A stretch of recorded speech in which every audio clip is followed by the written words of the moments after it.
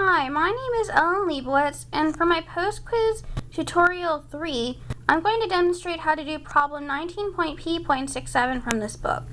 And this problem states, when a single thick filament bulb of a particular kind and two batteries are connected in series, 3 times 10 to the 18 electrons pass through the bulb every second.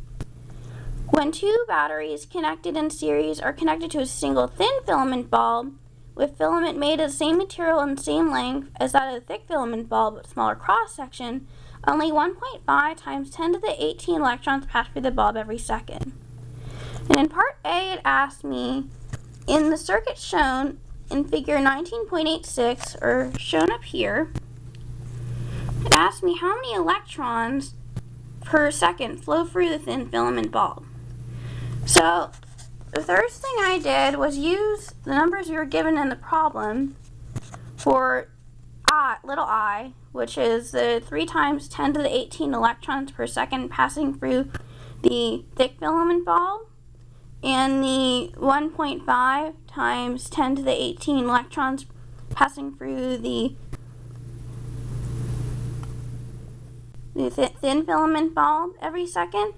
And I was able to conclude that I thin is equal to 1/2 I thick.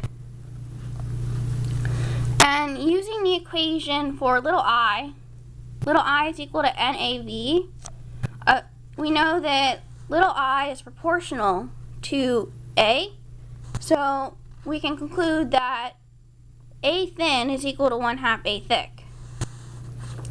And then I decided to apply the node rule, and using the node rule, we know that I thin is equal to I thick plus I thick based off of our diagram.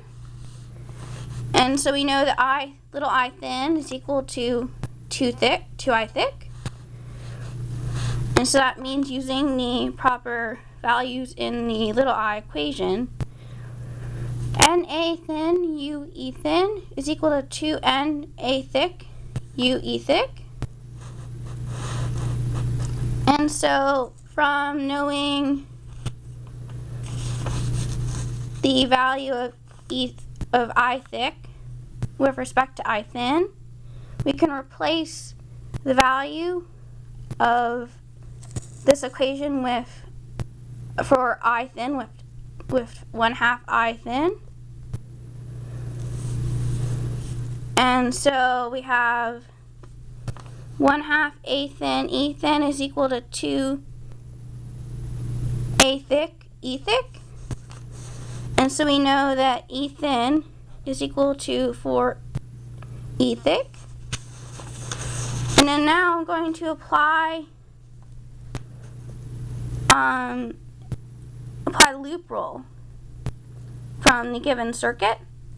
So 2 EMF minus delta V thin minus delta V thick is equal to 0. And using what we know about delta V, we know that 2 EMF minus E thin L thin minus E thick L thick is equal to 0. So then we substitute the result we got from the node rule. So that 2 EMF minus 4 E thick L thin minus E thick L thick is equal to 0. So then we assume that the filaments are made of the same length. So 2 EMF minus 4 E thick L minus E thick L is equal to 0. So then if you simplify that result, 2 EMF minus 5 E thick L is equal to 0. And then E thick is equal to 2/5 EMF L. So in the next step, shown over here, we know finally that, here that E thin is equal to 4 E thick 8/5 EMF over L, because we know the relationship between E thick and E thin, which we solved earlier, where E thin is equal to 4 E thick. So we know that I thin is equal to NA thin U 8/5 EMF over L by replacing in the value for E thin. And then in the next part, I assume that when the thin bulb is connected by itself to the batteries, E thin is equal to 2 EMF over L, and I thin is equal to 1.5 times 10 to the 8 electrons per second. And so I calculated what NA thin U EMF over L was by knowing that I thin is equal to NA thin U E thin.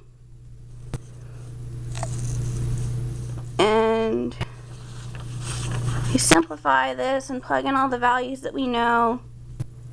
You got the 0.75 times 10 to the 18 second, or electrons per second, times 8/5 is equal to I thin, which is also equal to 1.2 times 10 to the 18 electrons per second. And then, so that's the answer to part A. In part B and C, part B for first, it asks for what approximations I made in the question, and the approximations I made were to neglect the connecting wires length, that the filaments are of the same length, and that the battery had no internal resistance. And then for part C, it asked me to draw the charges, or the surface charges on the circuit, and this is how I drew the surface charges on my circuit, because the batteries near the batteries they had the highest positive, or near the negative side of the battery had the highest negative density, and near the positive end had the highest positive density. And then near the oblong bulb, E thick was greater than E thick.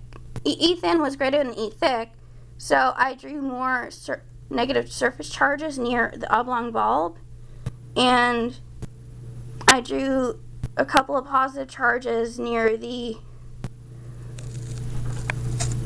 round bulbs, because because E thick is less than E thin. And that is problem 19.P.67.